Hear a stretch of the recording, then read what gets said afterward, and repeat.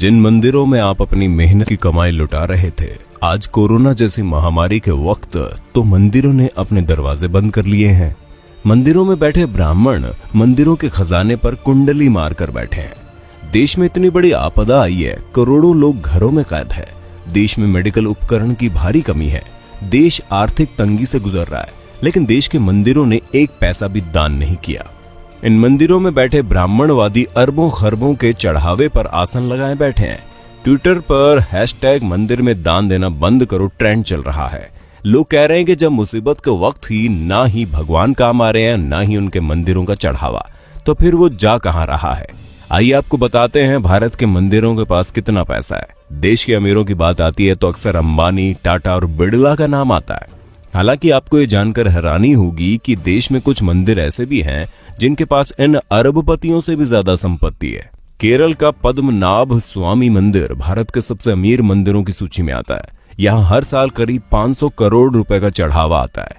2016 में इस मंदिर की टोटल वेल्थ $22.3 बिलियन यानी कि करीब 1.47 लाख करोड़ रुपए आंकी गई। आंध्र प्रदेश के तिरुपति बालाजी मंदिर की टोटल वेल्थ 52,000 करोड़ रुपए है। मंदिर हर साल करीब 600 करोड़ रुपए की कमाई करता है। शिरडी साईं बाबा का टेम्पल देश के सबसे फेमस मंदिरों में से एक है। साल 2018-19 में लोगों ने यहाँ 679 करोड़ रुपए दान कर दिए। शिरडी मंदिर की कुल संपत्ति 2200 करोड़ से ज्यादा है।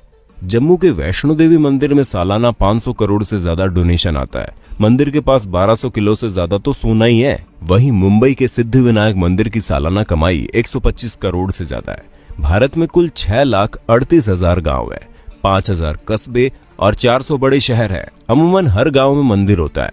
शहरों में तो देवी देवताओं के अलग अलग मंदिर होते हैं। इस हिसाब से भारत में 6 लाख से ज्यादा मंदिर है।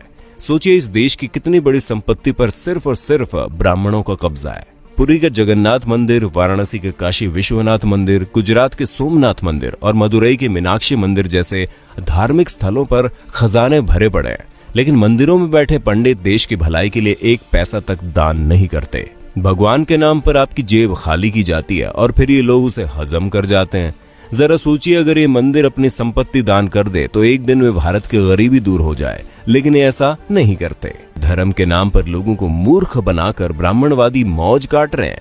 इसलिए अगली बार जब आप अपने बटुए से कोई नोट निकालें तो सोचिएगा जरूर कि आपके खून पसीने की कमाई पर कौन ऐश कर रहा है।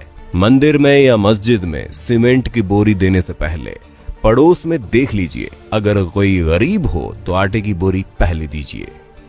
दान करना गलत नहीं है, लेकिन सोचने वाली बात है कि आखिर मंदिर में किए गए दान से किसका भला होता है। मंदिरों में दान करने वालों की मानसिकता क्या होती है। अपने देश में इतनी ज्यादा गरीबी है कि उनकी चिंता किसी को नहीं है। कई किसान भूख से मर जाते हैं, पर उनकी मदद करने के लिए कोई आगे नहीं आता। लेकिन मंदिरों में लाखों नहीं बल्कि करोड़ का गुप्त दान दिया जाता है। आखिर इस दान से हासिल क्या होता है, किसको मिलता है इसका लाभ। हम एक बात साफ कर दें, हम कोई नास्तिक नहीं है। भगवान ने हमारी भी उतनी आस्था जितनी होनी चाहिए। लेकिन सोचने वाली बात यह है कि आस्था जताने के लिए मंदिरों में दान करना जरूरी है। अगर नहीं तो फिर जो लोग मंदिरों में बेतहाशा दान करते हैं, उनके पीछे की मानसिकता क्या है। क्या उनको भगवान से किसी बात का डर रहता है? क्या ऐसे लोगों को जो कि काले धंधे करते हैं, उनके मन में बात रहती है कि वो भगवान के मंदिर में कुछ दान करके अपने पाप से बच जाएंगे? हमें तो लगता है ऐसी ही किसी मानसिकता के वशीभूत होकर ये लोग लाखों रुपए दान करते हैं। लेकिन इनके दान से किसका भला होता है? हमारे देश के बड़े बड़े मंदिरों की हालत क्या है, किसी से छुपी नहीं है। लाखों दान करने वालों के साथ वीआईपी और वीवीआईपी के लिए तो इन मंदिरों के द्वार मिनटों में खुल जाते हैं। इनको भगवान के दर्शन भी इनके मन मुताबिक समय पर हो जाते हैं। लेकिन आम आदमी को घंटों लाइन में लगे रहने के बाद भी कई बार भगवान के दर्शन नहीं होते। कभी कभी लगता है कि भगवान भी अमीरों के हो गए हैं, खासकर बड़े मंदिरों में विराजने वाले भगवान। शिरडी के साईं बाबा के दरबार के बारे में कहा जाता है कि वहां पर सभी को समान रूप से देखा जाता है। लेकिन हमारे एक मित्र ने बताया कि जब वो शिरडी गए थे तो वीआईपी पास से गए थे और उनको दर्शन करने में कम समय लगा। यानी वहां भी बड़े छोटे का भेद है। संभवतः अपने देश में ऐसा कोई मंदिर है ही नहीं जहां पर छोटे बड़े का भेद ना हो। किसी वीआईपी या फिर अमीर को हमेशा लाइन में लगने से परहेज रहता है। वे भला किसी गरीब के साथ लाइन में खड़े कैसे हो सकते हैं? लाखों का दान करने वालों को क्या अपने देश की गरीबी नजर नहीं आती? क्या ऐसा दान करने वाले लोग इन खैराती अस्पतालों, अनाथ आश्रमों में दान करने के बारे में नहीं सोचते। जिन आश्रमों में ऐसे बच्चों को रखा जाता है, जिन बच्चों में संभवतः ऐसे बच्चे भी शामिल हैं जो किसी अमीर की अय्याशी की निशानी के तौर पर किसी बिन ब्याही माँ की कोख से पैदा होते हैं, क्या लाखों दान करने वालों को अपने देश के किसानों की भूख से वो मौतें नजर नहीं आती? हम तो इतना जानते हैं कि किसी भूखे को खाना खिलाने से लाखों रुपए के दान से ज्यादा का पुण्य मिलता है। किसी असहाय और गरीब की मदद करने से उनके दिल से जो दुआ निकलती है वो दुआ बहुत काम की होती है।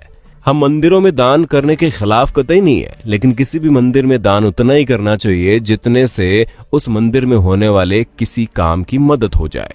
जो मंदिर पहले से ही पूरी तरह से साधन संपन्न हैं, उन मंदिरों में दान देने का क्या फायदा। दोस्तों, अगर आपको ये वीडियो अच्छी लगी तो हमारे चैनल को सब्सक्राइब करना ना भूलें, अपने दोस्तों के साथ वीडियो को शेयर कर दें।